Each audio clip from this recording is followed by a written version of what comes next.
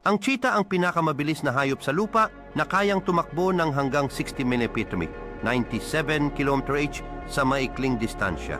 Ang black marlin ang itinuturing na pinakamabilis na isda sa dagat na kayang umabot sa bilis na 82 mph, 132 km/h.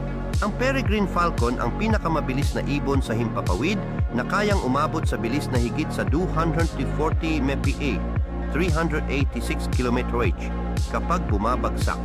Ang bawat isa sa mga hayop na ito ay may natatanging katangian na nagbibigay daan sa kanila upang maging pinakamabilis sa kanilang kapaligiran.